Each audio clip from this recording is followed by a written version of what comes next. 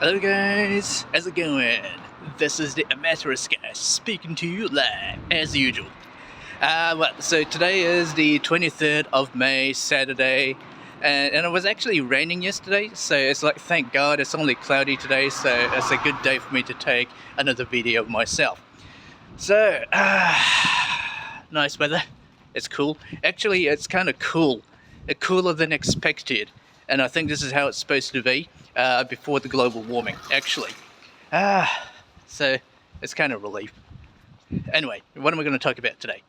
So today, I think I'm going to joke about abusing drugs.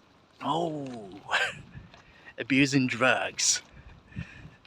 Now, as usual, right? Before I delve into joking about drugs, and I would like to share my story with you, which is related to drug abusing.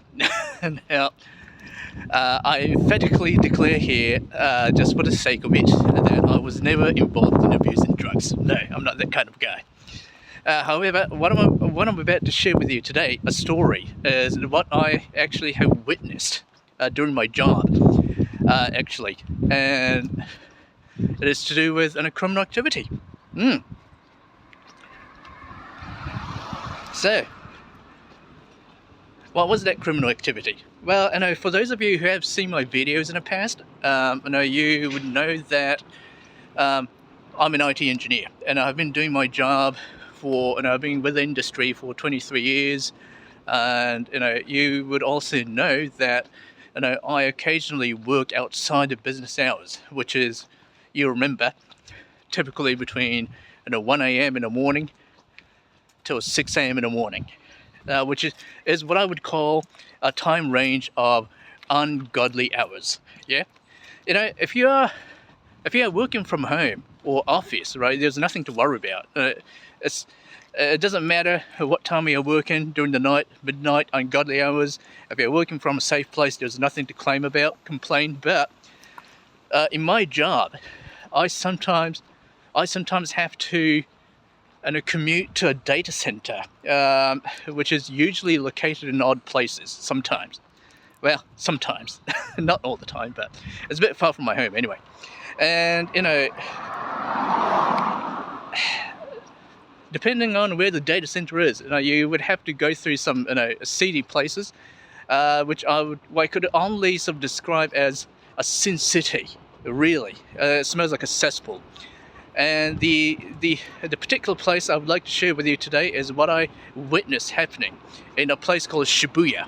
Now, Shibuya, as some of you know who are watching this video, is one of the 23 districts in Tokyo. Yeah, and as some of you may got to know where Shibuya is from watching movies. I'm not going to say the title for the sake of copyrights and all that thing, but it's kind of famous place. But like any city, major city in the world, and a city has a bright side and also a dark side.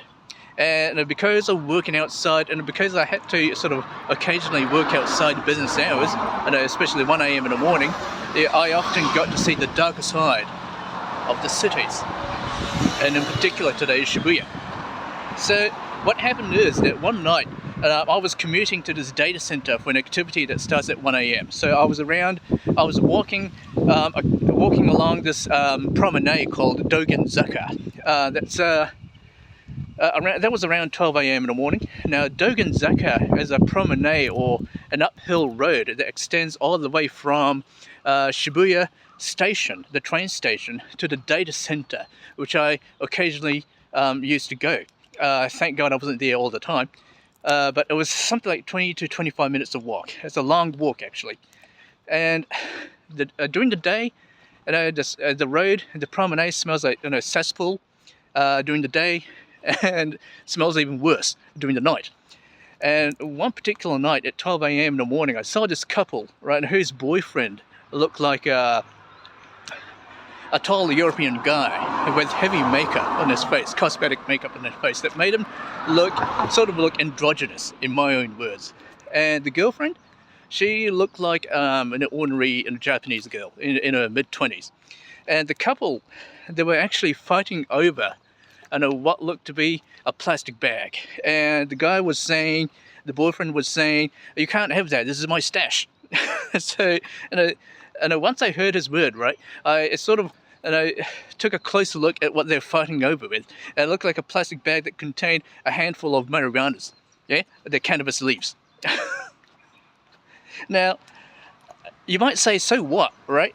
If you're in the wrong place and the wrong time, you might find, people fighting over a bag of drugs. That might happen. Especially if you're in the middle of the night, like 1 a.m. in the morning. But here is where it gets interesting. Hold on a second. The bike's coming. I just need to get away. There she goes. Alright, so what happened, here's where it gets interesting. See, the actual incident I saw, the place where they were fighting over the bag of drugs, it was only a stone's throw away from the police station. What do you think about that? So, not only that's an audacity, exposing a bag of drugs in front of a police station, the entrance, and a couple of police officers nearby, at the entrance of the police station, they were doing nothing. It's like, what the hell was they doing? So, that sense of, uselessness, just drops on top of, it's a sense of uselessness. The aura, a dark aura, drops on top of the city that is already a sin city that smells like cesspool. Yeah. So I was thinking, in retrospect, if I have to leave Tokyo sometime in my life, then which I'm sure is going to happen, I wouldn't be missing a place like Shibuya. So, I have said that I'm going to joke about abusing drugs, and here's how's it going to be. So, once upon a time, there was a pair of guys, both delinquents, they're both kids by the way, they got caught smoking cannabis, yeah, marijuana, and they got immediately sent over to this courthouse, yeah, and where there was this judge, who was quite compassionate to the guys because they're young, and he said to both of them that, well, both of you are young. Now, since both of you are young, I'm going to give you a second chance, and you guys are to participate in the anti-drug campaign and discourage people from abusing drugs hereafter. And you two are to come back to me in 1 week and report back to me of your progress. That's it. So, off they went, and fast forward 1 week, they came back, and the judge, he said to the first guy, so, how you doing, right? How was your progress on anti-drug campaign? To which the first guy said, well, Your Honor, I think I'm doing so-so, right? What I did is that I actually used a 50-cent piece and a 5-cent piece to tell a story to people who are about to abuse drugs. And I told them that, well, before, if the size of your brain is the size of this 50-cent piece, your brain will shrink to the size of this 5-cent piece by the time you finish smoking. Then I managed to assign 20 people to the anti-drug campaign. Well, that is good, said the judge. And following on, he said to the second guy, so, how about you? How you doing? How's your progress on anti-drug campaign? To which the second guy said, Your Honor, I think I'm doing really well.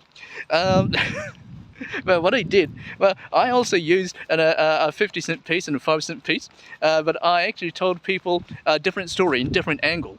I told them that, well, if you smoke cannabis or abuse drugs, you're going to go to jail, right? Now, they understood that. But from here I said, well, if the size of your anus before you go to the jail is 5-cent piece, it's going to get enlarged to the size of 50-cent piece by the time you get out. Then I managed to sign up 500 people for the anti-drug campaign.